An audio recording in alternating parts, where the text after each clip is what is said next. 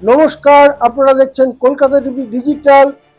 আমি আশিস চট্টোপাধ্যায় এখন আপনাদের সামনে নিয়ে এসেছি অত্যন্ত গুরুত্বপূর্ণ খবর। আমেরিকা চীন শুল্ক যুদ্ধের পরিস্থিতিতে কোন দিকে চলেছে বিশ্ব অর্থনীতি, কি প্রভাব পড়তে পারে ভারতে, কি প্রভাব পড়তে পারে বিশ্বের আর্থিক বৃদ্ধিতে, এই সমস্ত বিষয় নিয়েই তোলপাড় দুনিয়া।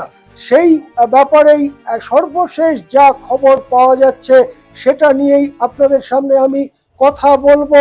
যেটা জানা যাচ্ছে যে আমেরিকা চীনের ওপরে যে নতুন করে 100% শুল্ক চাপাবার ঘোষণা করেছে, যেটা কার্যকর হওয়ার কথা 1 নভেম্বর থেকে, তাকে অগ্রাহ্য করছে চীন। তাকে কোনো রকম গুরুত্ব না দিয়ে চীন আজ সোমবারও জানিয়ে দিয়েছে তারা অত্যন্ত গুরুত্বপূর্ণ এবং সর্বাধুনিক বেশ কিছু পণ্য রপ্তানিতে নিষেধাজ্ঞা জারি করছে। কি পণ্য রপ্তানিতে নিষেধাজ্ঞা? ইলেকট্রনিক চিপ, উন্নত ধরনের গাড়ি, ইলেকট্রিক গাড়ি, যুদ্ধে ব্যবহৃত অত্যাধুনিক ট্যাঙ্ক বা যুদ্ধ বিমান ইত্যাদি ধরনের যে সমস্ত জিনিস তৈরি করতে রেয়ার আর্থ মেটেরিয়াল বা বিরল ধাতু দরকার হয়, সেই সমস্ত জিনিস সাধারণভাবে তারা রপ্তানিতে নিষেধাজ্ঞা জারি করছে। কেবল আমেরিকায় নিষেধাজ্ঞা নয়, বিশ্বের কোনো দেশেই তারা রপ্তানি করবে না।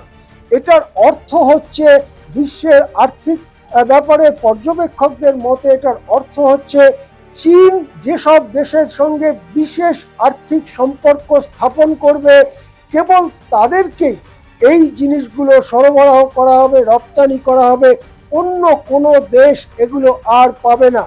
এই সব নিষেধাজ্ঞা কার্যকরী হতে চলেছে 8 নভেম্বর এবং 1 ডিসেম্বর থেকে।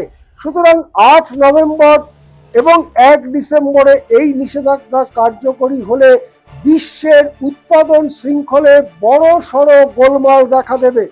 প্রথম কথা হচ্ছে, বিরল ধাতু ছাড়া আজকের দিনের উন্নত ইলেকট্রনিক সামগ্রী তৈরি করা প্রায় অসম্ভব। এই যে মোবাইল ফোন, তার হেডফোন, তার নানা সরঞ্জাম থেকে শুরু করে ইলেকট্রনিক চিপ সমৃদ্ধ যে কোনো সিস্টেম, সেটা বিরল ধাতু ছাড়া তৈরি করা প্রায় অসম্ভব। এখন বিরল ধাতুর উৎপাদন যা পৃথিবীতে হয় তার 95% চীনের করায়ত্ত। চীন ইতিমধ্যেই সেই বিরল ধাতুর রপ্তানি বন্ধ করে দিয়েছে। এবারে কি বন্ধ করতে চলেছে? ওই বিরল ধাতু ব্যবহার করে চীনে যে অত্যাধুনিক জিনিস তৈরি হয়, যেমন ইলেকট্রনিক চিপ, যেমন অত্যাধুনিক গাড়ি বা যুদ্ধ সরঞ্জাম, সেগুলোও রপ্তানি বন্ধ করে দিতে চলেছে। তার ফলে বিশ্বের অন্যান্য দেশ তারা বিরল ধাতু নিয়ে নিজেরা উৎপাদন করতে পারবে না, আবার চীনে বিরল ধাতু দিয়ে উৎপাদিত পণ্য যেগুলো তারা কিনতে চাইবে সেটাও চীন তাদের দেবে না। ফলে সারা বিশ্বে কিন্তু এই ধরনের জিনিসের একটা অভাব দেখা দেবে।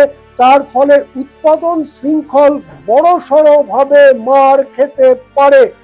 এই পরিস্থিতিতে আরও একটি বিষয় আশঙ্কার হয়ে দাঁড়িয়েছে।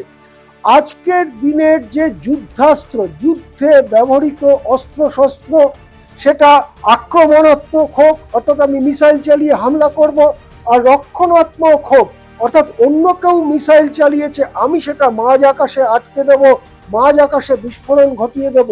এই দুই ধরনের প্রতিরক্ষা ব্যবস্থায় মূলত ইলেকট্রনিক্স নির্ভর।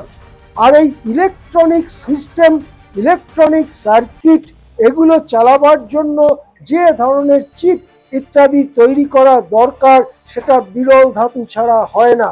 আবার চীন বিরল ধাতু রপ্তানি বন্ধ করার সঙ্গে সঙ্গে অত্যাধুনিক যুদ্ধাস্ত্র রপ্তানিও বন্ধ করে দিচ্ছে।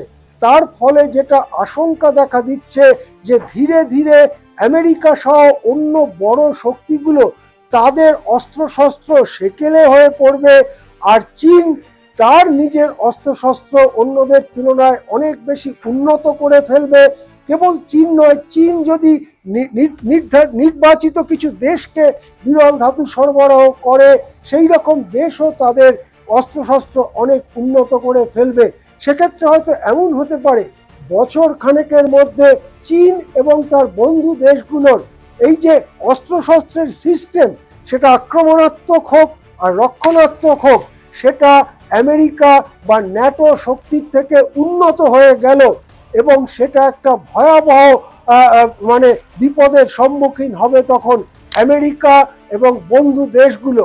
এই সব কারণে এই ট্রাম্প চীনকে একটু শিক্ষা দিতে বা ভয় পাইয়ে দিতে নতুন 100% শুল্ক চাপাবার কথা বলেছেন, যেটা চালু হতে পারে 1 নভেম্বর থেকে। কিন্তু চীন যে তাকে তোয়াক্কা করছে না, তাকে মোটেই গ্রাহ্যের মধ্যে আনছে না, সেটা সোমবার আবার পরিষ্কার করা হয়েছে চীনের পক্ষ থেকে। চীনের শাসক মহল থেকে স্পষ্ট জানানো হয়েছে তারা যে নিষেধাজ্ঞার কথা ইতিমধ্যেই বলেছে তা যথাসময়ে সবগুলো ক্ষেত্রেই লাগু হবে এবং ট্রাম্পের অতিরিক্ত শুল্ক চাপানোর জন্য তারা তা থেকে পিছিয়ে আসবে না। আমরা এই খবরের দিকে নজর রাখবো। আপাতত এইটুকুই।